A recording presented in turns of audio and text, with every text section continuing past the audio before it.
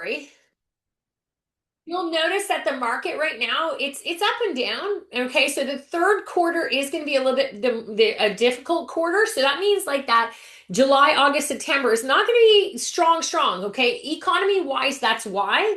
There is a very good likelihood rates will go up. But then there's also a lot of ick happening with the economy right now. Sorry, I'm going to see if I can reshare this. Sorry. Let me see if I can reshare. Bear with me here. All right, so let me bring it down and then I'll try again. But yeah, so the economy is going to be the biggest factor in why we're seeing things kind of go in a way that aren't too attractive. Oh, I don't know why it's not doing this. So give me 2 seconds to see why. Yeah, so really, it'll be very interesting. Let's put it you that way. Here we go. Very interested to see where things are going to go. I'm very confident in a lot of different things in the market. So when we're done this quick presentation that I'm going to show you guys today, we're really strategizing on how, like, what's happening in the market, what's happening with you guys, how can we actually succeed for the rest of the year despite whatever's going to happen in the third, fourth quarter. So we're going to start right now with this slide here. So we call it running on empty. And this is a really interesting stat that I want to show you guys, okay? Right now, they're saying universally, okay, 23% of anybody who works right now didn't take a single day off last year. Okay, the interesting thing here is that it's a very, I guess you could say it's the truth. And so that means, like, if you're looking at that statistic, that means 1 out of every 4 people. This is not real estate. Wait till you see even real estate, it's worse. But, not one. And here's the thing that should make you angry. And this is what it really frustrates me about taking time off is that it didn't, like, working harder doesn't make people more money. Okay, that's the biggest bunch of BS I've ever heard. And what happens when you see something like this, what we refer to this as, and you have to watch for in real estate too, is like, are you handing your life over to your work? And what we're talking about today is we're going to talk about the summertime, what that's actually going to look like. The summertime is going to be the hardest quarter, but many of you are burnt out or you don't have any structure behind things. Now, when you're looking at this, 86% of people, okay, so this is an interesting one. They 86% of people check work on their time off that they did take. Sounds like a lot of fun, right? Those people. And so basically most of them didn't really enjoy it. And this is the thing that really irritates me is that when you're checking your work on your days off, your brain doesn't know the difference, okay, guys? So 1 in 3 people could actually disconnect. That's ridiculous. Okay, so 1 in 3 people. So your vacation isn't actually a vacation, which is one of the biggest problems that we see in this industry. Okay, so you're doing the job from a nicer chair, nicer location, which sounds familiar probably to a lot of people. So I'm a big believer in not working harder. You have to work better. Now, these are really interesting stats. Now, the other thing you have to remember too is that anybody who's working over 55 hours in a week, and this is scientific proof, okay? So this is based on a Stanford study. Very interesting stuff here. After 55 hours in a week of work, you actually stop producing.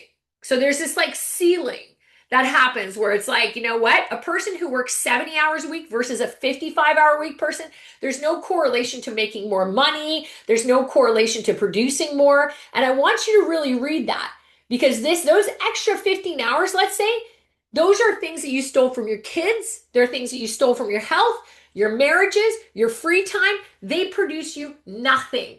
So working more hours is never a solution if you want to make more money or if you think that somebody's telling you in coaching or training or anything that you have to work more. It's not true. I'm going to give you some stuff today to change that. So what you're doing is you're sacrificing a lot for nothing. So those of you who automatically say, I got to work more, which is my most frustrating thing that I hear all the time, there's no quantitative proof, according to Stanford. And we can say that that's a pretty darn good resource. Now, busyness isn't the path to accomplishment. It's usually what I refer to as the obstacle. Okay, and the research you just saw really talks about that very perfectly. Okay, those of you who jumped in late, we're going to open it up for some questions and live coaching when I'm done this. I just want this to hit hard today because like I was saying to the group earlier, third quarter is going to be a bit of a drop in the market, meaning sales numbers.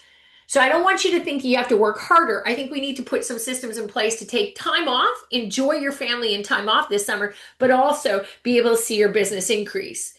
So the busier you look, okay, is often the least you produce. So the people who look the busiest are usually the ones producing the least amount. So, and to be honest with you, I don't know about you guys, but I find real estate is one of the only industries that if you look like you're busy, people automatically think you're successful. So it's always like this thing that we're trying to look like we're super busy, but we're actually not, which I think is interesting. Now, we talk about the best ideas, okay? Now, I think this is really interesting. We're going to get into realtor stats in a second, right? The best ideas don't come from your desk. I'm an athlete. So yesterday I was doing an Ironman race, and it was really interesting because I had to clear my mind, and I really wanted the ability. I'm out there and we get no music, we're allowed nothing. So one of the most important things to me is to give myself the opportunity to think, to process, to go through stuff. And this is a really interesting thing that I talk about all the time is that your brain needs to switch off. So yesterday, I have no choice. I can't be thinking of coaching when I'm doing a full Ironman, swimming, biking, and running. My brain needs a chance to just shut off and just rest and get out of there. And you want to know what's weird? I'm out on the bike, and in my head, I'm like thinking, I could do this, I could do that. Like it's crazy. So the proof to be able to do this is absolutely incredible. But the thing is that when you learn stuff during the week, you're plateauing. Like, so if you're not taking time off and you're always at your desk and you don't have any life and you're not doing anything, okay, it's not because you're not working hard, it's because your default mode isn't happening. Okay, so a lot of the times that when you stop grinding or you stop worrying about work, your brain starts to switch into a mode that says, I'm going to solve some problems, I'm going to go create some breakthroughs in my life, and I'm going to see things in a different way. So it means that if you never stop and you work every day, even a small capacity of work every single day, then the part that makes you money in your brain, which is the most creative, powerful part, believe it or not, okay, that's how we're wired. Hate to say it, it's never actually working at its highest level because you've got the battery turned on all the time. Think of a car. If you let a car, okay, run 24/7, eventually it's going to burn out. Okay, it's the batteries are going to burn out, the gas, everything. So there's nothing in the world. If you have air conditioning and you run an air conditioner 24 hours a day, 7 days a week, the lifespan of that air conditioner is significantly less than one that gets periodically used or maintained at a high level. Your brain is like the air conditioner. You can't keep it on all the time. Okay, you're going to burn it out. You're going to short fuse it. It's eventually going to, we don't want to say die, but it's going to short out a lot faster than it would. Okay, so you have to take care of it. Now, here's the real estate industry. This is what's really shocking, guys. In real estate, 87% of realtors are saying that they have high workplace stress right now. This is Canada, by the way, I should tell you. Okay, so 80% are quitting within their first 2 years. Okay, I would almost say that that's greater than we've ever seen right now. And when you're looking at this, is that 8 out of 10 are quitting right now within the first 2 years of being in the business. And this isn't a wellness problem. I'm not a wellness coach. It's an extinction event is what I refer to it, right? So the people who are leaving the industry, they're also not lazy. Okay, I want to be clear. They're exhausted. And that's what's happening is that people are making decisions to leave the industry or they're getting exhausted from the industry. And that's exactly what's happening right now. So how are we seeing it? This is what's happening. You don't burn out from too many rules. You also don't burn out from too much work. What ends up happening with burnout is you don't have enough rules. Okay, so it's the opposite of what you expect. Okay, when you're looking at this, you have no boss, you have no set hours, you have no structure. You're left completely on your own. We say no guardrails, as I put here. So there's no guardrails. You have no built-in recovery systems at all. So your total freedom sounds like some giant, amazing dream that you've got, right? So that means that you have to build the structure because nobody will do it for you in real estate. And that's the hardest thing that I always talk about is you burn out because you have no rules in your life. And people ask me how I operate because I'm quite busy all the time. I have a lot of rules. I have tons of rules, and I've learned the hard way that the burnout happens when you have no rules, no boundaries, and you operate like a wild coyote. So I'm going to challenge you guys to look at your calendar. Okay. So while I walk you through this, I want you guys to take a look at your calendar now. So when you pull up your phone, so let's pretend you're pulling up your phone, and I'm going to log into my phone and I'm going to go, okay, and I'm going to look. Okay. And where am I here? Perfect. So I'm going to take a look and I'm like, done. Okay. And here we go. And I'm going to go, let's look at yesterday. Now, yesterday is not going to work for me, but if I did, I'd look at it a couple of days ago. And I want you to look at your week. And I want you to be honest with yourself. Okay? Open your calendar for the last week. And I don't mean like just sit here and not do it. Actually do it. Okay? Now, I want you to color code in your head. So when you're looking at green in your calendar, I want you to think of dollar productive activities. You can see what I put on the screen. Anytime you had a real listing appointment, a real buyer appointment, did actual lead generation, not research it, but actual lead gen, listing presentations, negotiating offers, that's the stuff that actually pays you. Okay? Now I want you to look at, and so take notice of how many hours are green. In the yellow is that it's necessary support, we call it. So paperwork, admin, email, coordination, not garbage stuff. So I want you in your head to kind of go, okay, here's all the stuff I did that was in my calendar in yellow. And then red is reactive noise. Okay, that means interruptions, busy work.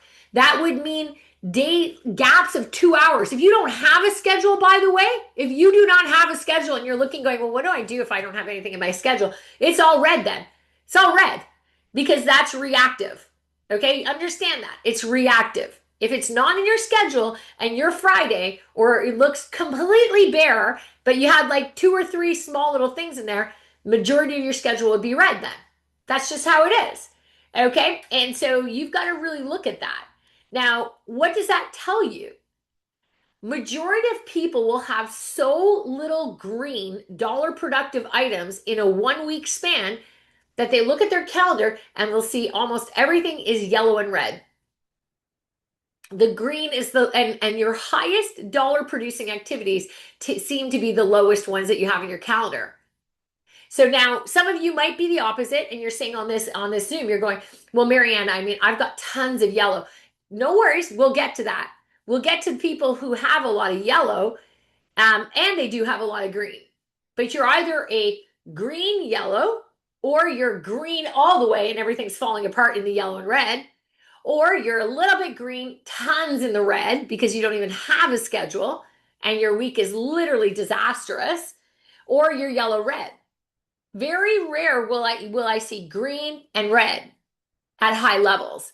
They usually don't go together, right? So it's very interesting to see that. Now, why is that important? Because your hours actually worked in the green, okay? So when you're looking at it, you take your GCI in the last 12 months and divide it by the hours that you actually worked, okay? That becomes what we call your hourly wage. Now, people who are doing 70 hours a week usually earn less per hour than a 40-hour-a-week person. But let's say you had a bad year and you made $50,000, okay? So let's pretend, okay? So we're going to say that, let's say in your green, you're going to say that you did green 10 hours a week, okay? So maybe you did green, let's go 7 hours a week. Let's go 7 hours a week, okay? So bear with me. I'm going to show you something interesting here. So let's say you have green 7 hours a week. Calculator, bum, bum, bum, bum, bum. Here we go. Okay, so I'm going to go 7 hours a week, and I'm going to say that you work maybe 45 weeks in a year. That's 315 hours. And let's say you made $50,000. Okay, so we'll go 50,000 divided by 315. That means you're 158 bucks an hour. It's not bad. But you see what, okay? And the reason why I'm saying that's not bad is because you got what you earned. You were only working, as we put, 315 hours in an entire year. 7 hours a week, 40-something weeks a year, taking 10 weeks off. That's amazing. Now, let's say you had a schedule loaded with red. And let's say you feel like you're working 40 hours a week, but you've got a lot in red. That was just if you were working the green. So let's say we take the red, okay, because there's 7 hours a week that you're working, right? And you spend, let's say, 30 hours a week in the red. just reacting to stuff as it happens in your schedule every single week. So we'll say 30 hours a week times 40 weeks. That's 1,200 hours versus that 300 something. Okay. So 1,200, we'll take 50,000 divided by 1,200 because you made 50,000, we're saying. Okay. Now you're worth 41 bucks an hour. That's the difference. Is that when you want to look at what your wage is, you got to be realistic and say, if I only put in 300 and something, 315 hours by doing 7 hours of activity in the green every week, which we'll go back to dollar producing activities, then that means you're worth 158 bucks an hour, which by all accounts, pretty damn good. It's actually really good. I think my lawyer charges 300 an hour. So you're not doing too bad. You're only working 7 hours a week. But if your week is loaded 30 hours a week of red, no calendar, complete chaos, you're busy doing other stuff like scrolling the internet, recording a video here, doing whatever there, and you're just reacting to everything, then that means you've taken that 158 hours and you're basically, if you want more than 50,000 and you're looking at all the time you spent in the red doing wasted time during a week, it works out to, let's say, 30 hours a week because the average work week is 40 hours. So 30 hours a week in the red. That means now you're 48 bucks an hour, which is just a little bit. I think they make $18 an hour at McDonald's. I believe, and there is a career path now, and I believe Costco is up to $30 an hour for some, and long-term employees even more. So you got to be honest with yourself. What do you want to earn, and where's your time going? And this is a really hard one because everybody gets very upset when they hear this. And I'm like, the people who make the most amount of money in real estate are the ones who are spending their time in the green. You want to make $100,000 a year. Okay, let's do the math, right? 14 hours of pure lead generation and appointments every single week for 40 hours a week. That's all you have to do. 14 hours of dollar producing stuff in a 40-hour work week. What would it look like if you spent, okay, because you're worth 158 bucks an hour. So let's go back to this here. So at 158 bucks an hour, let's do the math. Let's say you want to make 200,000. Okay, we'll divide it by 158 bucks an hour. That means 12,665. Okay, so, sorry, 1,265. So that means 1,265 hours. This is to make almost $250,000. So 1,265. I only want to work 45 weeks in a year. I want to take 7 weeks vacation. That means 28 hours a week in the green will get you over almost $250,000. So that's all you have to do. That's it. That's all you have to do. That's it. So what you have to look at when you're looking at your week is to, the people who are exhausted or going into the summertime, if you want to take a lot of time off in the summer, take a really good look. Just focus on the green, get rid of the yellow, get rid of the red, and put the green in your calendar. Let everything else fade away. But be aware of the yellow and red. Because this is where people get really messed up in real estate, is that they look at their calendar in the summer, they are the now, and they get really stressed out that they're not succeeding, or they need to succeed. And I always go back to saying, look at your calendar in the green. It's friggin' terrible, okay? So when we talk about champions don't grind, they periodize, okay? What that means is that they surge. So Michael Phelps, who's that famous swimmer, he never separated his time between the pool. Oh, sorry, I want to get back to that. Okay, he never separates time between the pool and the beach. He chose when to push and when to rest. Okay, now how I learned this is I used to be 350 pounds. Yesterday, I ran an Ironman. So I did an Ironman race. And you know what the funny thing is that it's like nobody believes that I didn't get here. Okay, I didn't get here overnight. I got here by periodizing. Okay, what that means is I surged, recovered, push, rest. Surge, recovered, pushed, rested. Okay, very important. And you don't do that. And when I talk about Michael Phelps splitting his time between the pool and the beach, he chose when to attack and when to just recover. And you can do the exact same thing. The problem was never about working hard. Okay, it's that, you know what, have you built the recovery systems, okay, that makes the hard work actually pay?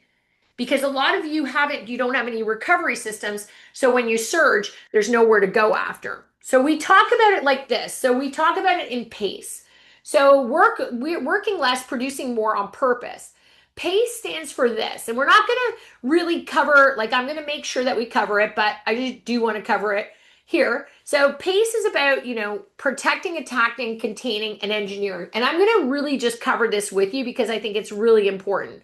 Okay. When you want to protect, attack, contain, and engineer, I'm going to walk you through each one and I'm going to give you the actual tool for each one, not just a theory, something that you can actually, today's Monday, you'll put it in place on Tuesday. Okay. So let's talk about the first one, which is protecting. This is a huge one. Okay. When you're looking at this, it shows you very clearly. Okay. Protecting right now is P. Okay. It breaks your brain. Now, I know this is confusing for a lot of people. Okay. So stay with me. Okay, what you really want to look at here, okay, is the letter P. Now, when you're looking at P, okay, it's about pacing. Now, or sorry, protecting. I shouldn't have said pacing. Recovery is the input, not the reward. So, when you're looking at this, you don't rest by finishing something. You schedule rest so you can finish. Now, I schedule rest religiously. Okay. So it's about your recovery cadence. I want you to see what I put on here. Every single person on this Zoom should take one full day off every week. Every week, you need to take a full day off. One long weekend every month, and one full week of vacation booked in a quarter in advance. Okay. So now, if somebody says to me, well, Mary-Anne, what if a deal blows up on my day off? Okay, that's why you have an auto reply. That's why you have someone, a backup person for true emergencies, and you have a clear definition of what an emergency actually is. And I promise you something, almost nothing ever qualifies. Almost nothing, almost nothing. I was off the other day. There was an emergency. It was definitely an emergency. And somebody called me. 99% of the time, though, the emergency is not an emergency. Simple as that. Okay. So when you're looking at protect, recovery is the input, not the reward. These are it. One full day off every week. Forward your business to somebody else. Have an auto reply. Okay, put the auto replies on your text, put the auto reply on your cell phone, put the auto reply by forwarding your stuff. Find an agent to cover you. One day off, and then they get a day off the following week. Find an agent. That means time for time. So if you're not a team owner, you can take time for time. One long weekend every month. Okay, if you don't know what the definition of a long weekend is, come on, there's AI for that. And one full week of a vacation every quarter. You don't need to travel somewhere if you don't want to, but do something. Work hard for that week off, right? Like every quarter, take a week off. Now, if some of you are on here and you're going, I take a lot of time off, I take more than this, that could be a reason why you don't have high sales.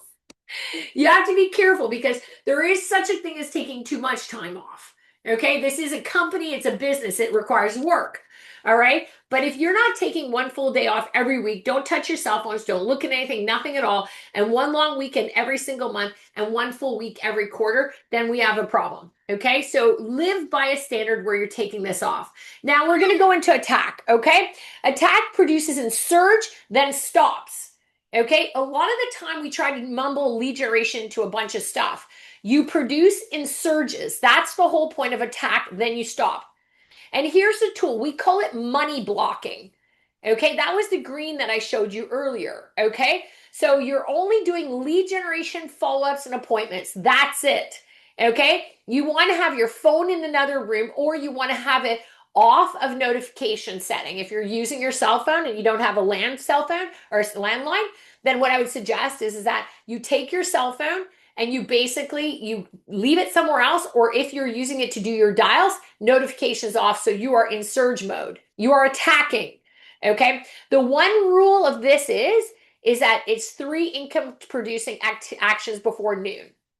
You must do the same thing, 90 minutes, first thing every day. If you did that, and don't stop at 90, by the way. That is just like I said, every day of the week would be 7 days a week. Okay, so 7 days a week, that's going to give you about 9 hours. So that's not a lot. If you want to see your income go up, run the numbers like we talked about before. And if you want to change it to 120 minutes, that would be even better, right? So if you want to do 120 minutes, way better than 90. Your production will go up. But the rule is 3 income producing action items before noon. So everything in your calendar from 9 to 12, green. What would your business look like? Totally different. Totally different. So really watch that. But the problem is that you want to protect it like it's an actual closing, like it's a life or death appointment time frame that we're putting in here. Okay. And the reason why we do surges is so you can pay like really good attention to what you're doing. So it's no different than me going to the gym every day. I have my surge times. I have the times that I have to go to the gym every day. I have when I want to go to the gym every day. I've got it narrowed in my schedule. The reason why, I have no choice. I have no choice. I have to do it this way. So when you can, so I tack, I work out really hard, I get it done, I get my calories done, away I go on to my next activity. Very important that your lead generation is something that is green and is in your calendar. And the more money you want to make, so let's say you want to take, you don't want to lead generate 2 days of the week. No problem. One is your day off, and the next one you say, I don't want to do it. Perfect. Then how much income do you want to make and how much will you do? I will tell you the average agent lead generates 3 hours a day now, who's succeeding at a very high level. So this is very, very, very, very small. Okay, contain. Now, containing instant is a habit. Okay, what I mean by that is that I don't know about you guys, but like people feel like if they send you a text message, you have to respond in 5 seconds. That's just a habit you can renegotiate. Okay, I cannot stand that. I'm terrible at responding back. I'm terrible. I'll usually take 3 or 4 emails or whatever the case is. I'm just terrible at doing it. Why? Because I get over 300 messages a day. You know what? AI can only respond to so many. But the wall off of the noise that destroys the surge and the recovery is this one right here. The always on addiction is what I call it. The always on addiction is not good. So what you don't have to be on all the time, but you have to be able to communicate it. So what I would suggest is that you have a response window, okay? And you read it right off of something, right? I give my clients full access to me. I respond back at 9, 1, and 5 p.m. And if it's an active deal emergency, then call my listing coordinator or page me at or reach out to me with an SOS. But you have to create a boundary upon containing stuff. So I think this is a really big one for a lot of people to learn is that when you don't put a boundary around it, then it becomes chaotic. Right? So I had somebody who messaged me the other day and he's like, "Hey, can we have a meeting blah blah blah." I said, "Yeah, sure." I said, "I'm available at this and time." He's like, "Well, I'm not available at any of those times." "Okay, well, tomorrow I'm available at this and this." He's like, "Well, don't you have anything at?" And I was like, "No, I don't. I don't. Sorry." Like, there's nothing I can do about it. I'm not trying to be mean, but I have to have boundaries and contain it. This is the whole purpose of me telling you this, is that we have to contain it. We have to have the boundaries around it. If you want to take time off in the summer, you're going to need to have focused timeframes where you can contain stuff. That you don't have to be on 24 hours a day. That's an addiction. That's all it is. It's an addiction. And, somebody gets mad at me. They're like, you didn't respond back. I didn't know. Well, what do you mean? I sent you a text message yesterday. I had somebody send me a text message. So Ricky knows, and some of you may have heard that that a wonderful broker owner passed away in Remax last week suddenly.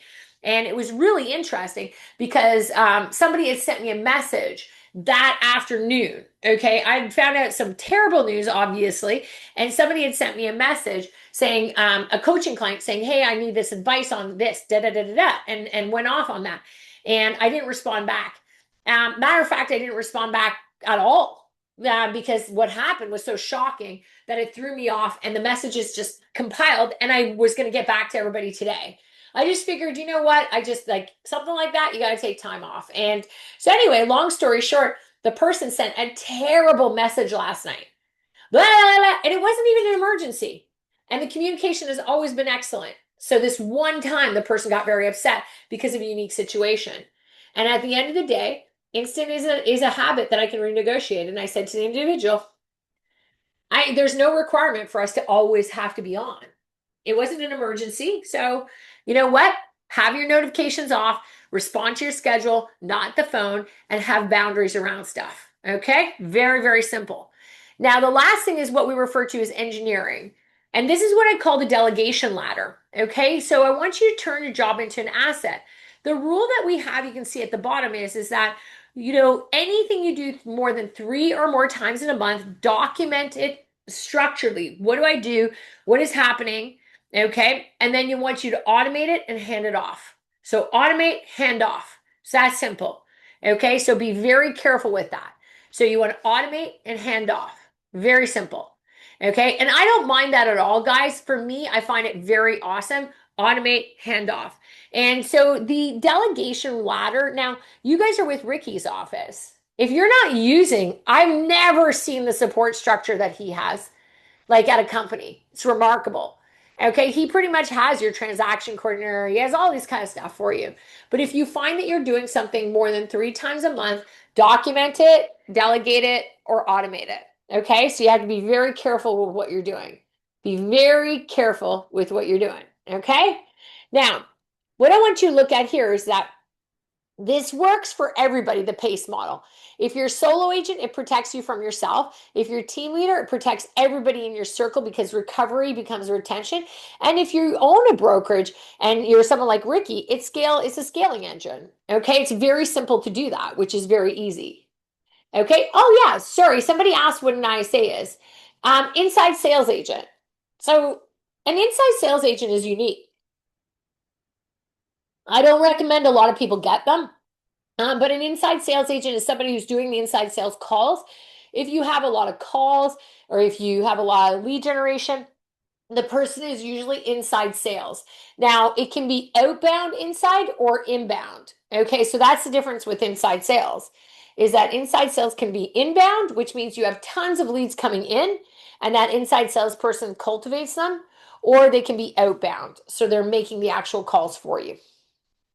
I strongly, strongly recommend if you go with an ISA, you have to have a very deep pocket and you have to be excellent at something before you bring somebody in to do it for you. For example, if a team brings in an ISA and they have 2, 3, 4,000 leads coming in, so they have about 4,000 leads coming in, and they don't know how to convert them because they're no good at converting them, then an ISA won't do you much good because that ISA needs to be coached, trained, and mentored to actually convert. So very important. So that's what an ISA is. I love ISAs.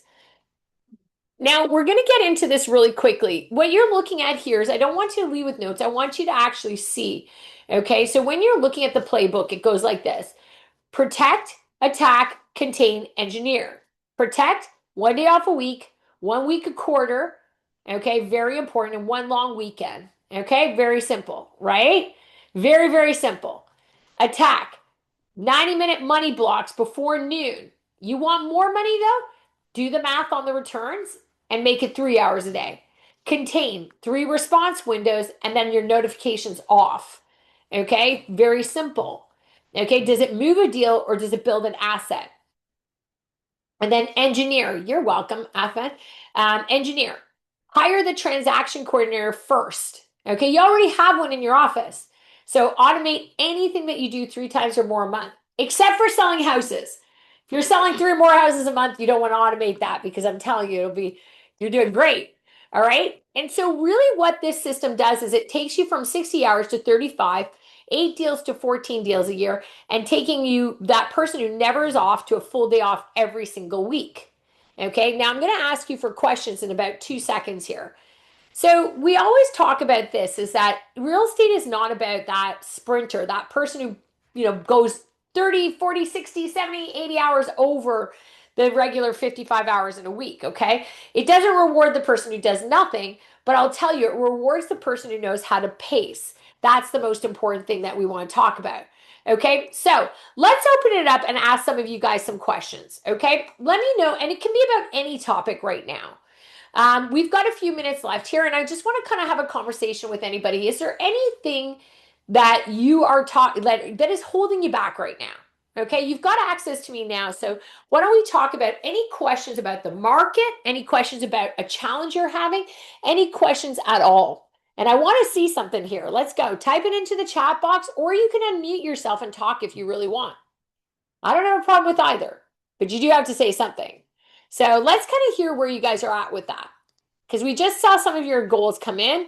Write it down and don't say your business is perfect because you've got an opportunity to be in front of a coach right now who works with some of the biggest producers in the industry. So ask the questions. It's unfiltered. Anybody have any questions that you want to ask out of all of you guys? If not, we are okay with hanging out, but I would say let's go. Afan, why don't you unmute yourself if you can? I will, yeah, you can. There you go. So go ahead. What question do you have? Yeah, I've been thinking about going to certain banks and asking if I could put a stall there, but I just always have a fear of like rejection and like it might be unconventional. But I've seen a bunch of my colleagues in this office done it, but I just don't know how to approach it. Like I've never done it before. Like obviously agents do door knocking, they all do like cold calling and all that stuff, but I don't know, just in my mind, just going to a bank and saying, "Hey, can I put a table here?" And I can answer questions and stuff. I don't know. I I love just it. I think it's great. Here's what I would do. Who is your local bank? Who's your bank? there's like multiple branches in my location. There's like RBC, But who's BMO. your personal bank? Like, who do you bank with? Oh, I bank with Scotia Bank. Perfect. I bank with Scotia too. They're terrible, but anyway, but I bank with Scotia as well. So what I would do is I would go to Scotia and I would just simply say I would introduce myself to the manager and then I would talk to the mortgage rep and then I would say, look, you know what? I'm really looking at. I'm with Remax Metropolis. I mean, you're with a heavy name brand. You're not with like Blue Panda Realty. You're with a very reputable, powerful real estate brand. I say, you know what? I'm with Remax in Metropolis, and one of the things that's really important, you're my bank, meaning like I bank with Scotia. And what we'd really like to do is see if you have any bank days. Do you have any days that where we can come in, set up a table, and once a month, just like open it up. We love talking to consumers and clients, seeing if they have any questions about the market. Would you be open to that? Equally, I would ask them if they're interested in hosting a buyer seminar or seller seminar too when you meet the mortgage rep. But I would absolutely do that. When you get the table at the bank, put up something in the bank where you have like I like to do guess the sales price. I'm big on guess the sales price. And then I have like a big gift basket that is like always fun. And so I'll put like a big gift basket from local businesses or whatever. And I'll have, a picture of a house with all the like, it's on an easel with all the insides, and I'll have the virtual tour ready to go, no price. And I'll say, okay, we're going to run a contest this month. It's called Guess the Sale Price. Or you can put Guess the Price of the House because it's live. So you may want to do the draw like after that day and just say, guess the price of the house. And then basically it has nothing. They can't look it up. They have to guess. Say, okay, we're going to put it into the draw. And then whoever guesses the price of the house closest to what it's listed at will be the winner. Everybody loves playing that game. And then I just say, that's great. And so I get all the right contact information because it's a fun contest. So we just keep it light, we keep it easy, and we're just like, and that's all we do. And then what we do is when we follow up after, I'll be like, hey, Sandy, it's Mary-Anne. I just want to reach out to you. You know what? You did not win. The list price was 950,000 and you guessed 1,000,001. So the sellers would like to say thank you. If you want to bring an offer, they'll let it go for 1,000,000. But anyway, and they'll laugh and just say, no, I really appreciate that. And I just want to say thank you for filling it out. We're going to keep you informed on anything cool that we're doing here at Metropolis. And by the way, did you have any questions about the market that I can answer for you? That's it. And now they're in your database. So keep in communication with them. But I think that's what I would do. And fear, if you always remember something, Athavan, is that fear is a driving factor of a lot of things that we do. So I was scared the first time I door knocked, and I spent 2 weeks sitting in my car, looking like a stalker. And that was really difficult for me to be that person. I was like, oh my God, I'm like a stalker. And then I was like, oh no. And so I was scared. And I don't know what I was scared of. I was just really scared of the rejection. And so I was like, I didn't want doors slammed in my face. I didn't want to feel bad about myself. And then I realized something. I was like, when you're with a strong brand, I don't know if I have it here. I don't have it on me right away, but we have these, like with the new logo, just buy a Remax pin. Put the Remax pin on yourself, and it's such a recognizable, it's like so easy to do. So when you go to appointments, put the Remax pin on. It like shuts everyone up and it's like a confidence builder. Does that answer your question? Yeah, that's like beautifully said. Like I love the idea with the guess the price. I'm gonna actually use that. Yeah. It's Thank you super so much. fun. And like, Yeah. it's just we do them at open houses too, right? We have a lot of fun at open houses and we do guess the sale price. So we wait until the house sells. So we don't like if we're doing open houses every weekend, it doesn't get expensive. But it's like the person who gets closest to the sale price wins, and we always get everybody signing up for that. It's just a lot of fun. And we'll go to the neighbors and we'll be like, all right, we're having a contest. You got to guess your neighbor's sale price. And we'll get everybody filling out QR codes. It's easy peasy. If there's anybody who's really good at generating business, it's me. Anybody else have any questions? Because that was amazing. And I would hope that any of you want, use it or lose it, man. So if you've got a question, raise the hand on here, unmute yourself, or you can put it in the chat box if you prefer to be private. But I would definitely ask the question because we're getting close to where I'm going to be like, okay, we're going to let you go. So we're gonna call. I can't believe like Farheen and Sandy and everybody else. I can't believe you guys don't have questions. Come on. How do you not have any? Okay. Missing a big opportunity here. So I'm going to assume everybody's businesses are amazing. So we're going to wrap it up now and we're going to say, try to do what I said for you guys to do. The third quarter is coming. Okay. You all got access, okay, to the June goals that we sent you out. So you saw the June goals, try to get onto the June goals and make sure that you take those June goals, fill them out. It's an auto calculator that will tell you exactly the numbers you have to hit this month. Okay, try if you have a message on school that you need to send me, send it there. Okay, but honestly, like take advantage of what I just said. Look at your calculator, look at your wages, look at where you are, and protect your time so that you can actually get ahead of the market. Okay, we'll talk to you guys later. If you need anything, reach out in school. Bye, everyone.